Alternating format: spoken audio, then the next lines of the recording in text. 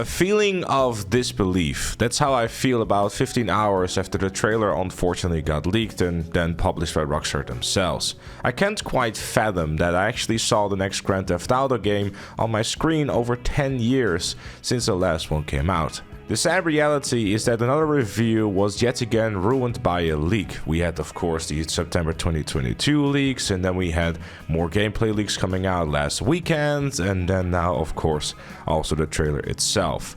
Throwing out any and all anticipation that everyone had for the trailer and just simply ruining it. Not only those waiting for the game, but especially those working on the game. All the developers. The tweet from the Rockstar account posted just speaks volumes. It's great sadness. They're all upset. This is not how they wanted it to go. They too have been waiting for several years to show everyone in the world what they've been cooking up for such a long time. They likely had in-studio plans to watch the trailer with the entire team together. See how their baby that they had worked on for several years is being shown to the world in just a short 1 minute and 30 seconds. And admittingly, it kind of ruined it for me as well. I was really looking forward to starting a countdown on stream and watch the premiere of the trailer go down in time with the stream chat and get all excited together on this monumental moment within gaming history.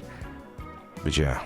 Sadly, that was not the case. Perhaps for trailer 2, Rockstar will undoubtedly not be using any YouTube premieres or have a very stern word with YouTube to make sure that this is not going to happen again.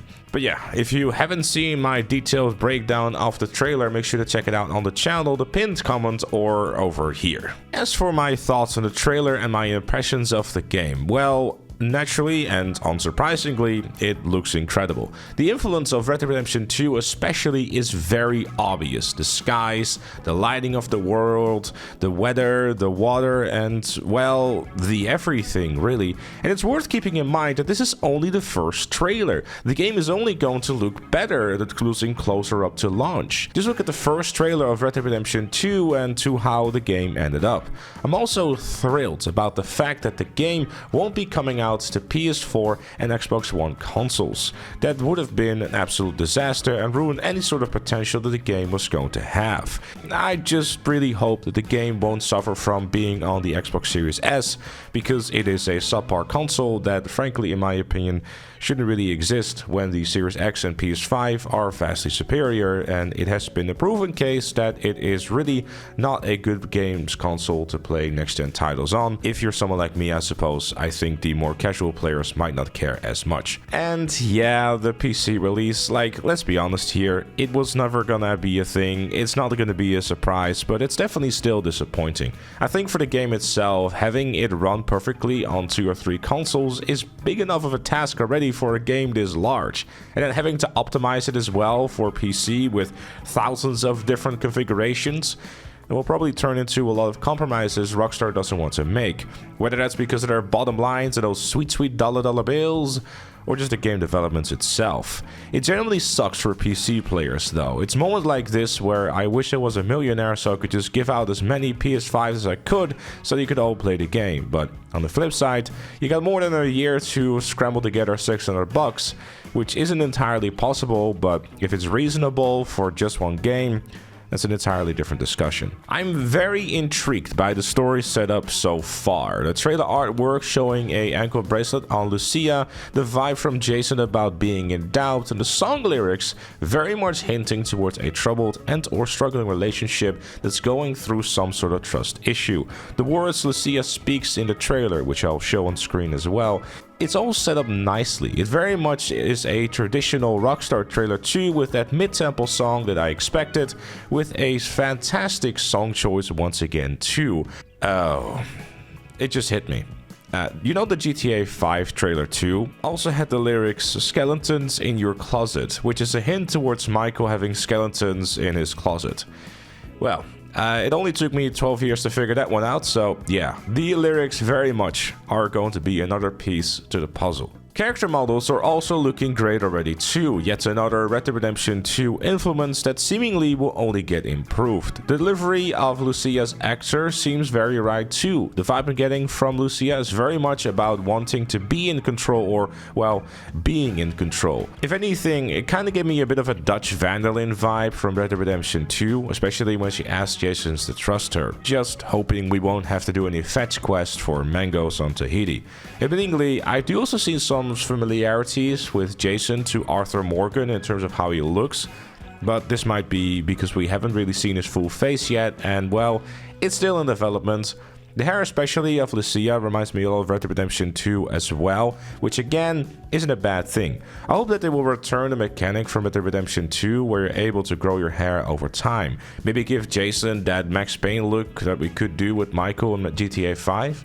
Speaking of hair, I've noticed so many different hairstyles in the game too, especially on the African American NPCs, which is honestly just great to see. If you ever played any 5M servers, that's generally one of the first things that they add, so I'm hoping that it will translate into online mode as well. More ways for different cultures and backgrounds to be able to express themselves is never a bad thing. The beach scene with all the different shapes, sizes and skin colors was also nice to see too. The game is shaping up to have a very large variety of NPCs that aren't just black or white, fat or skinny. It makes the game a lot more immersive and allows to explore as many cultures as possible, like you would have in IRL Florida as well.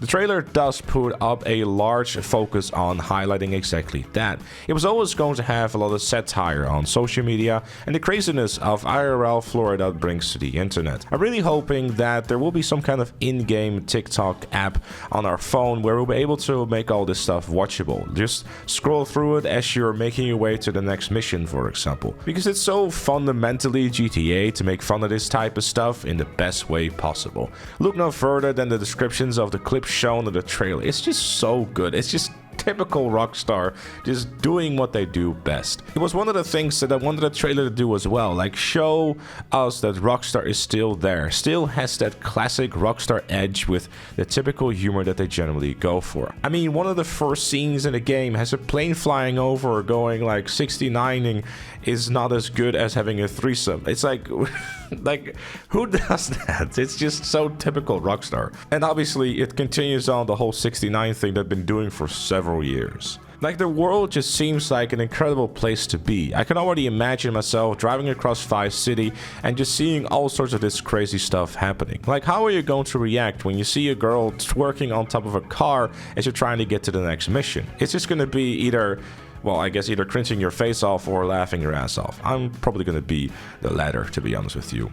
It's going to be a very long and painful wait until 2025. And not even to mention, we don't even know if it's coming out in the first or the second half of the year.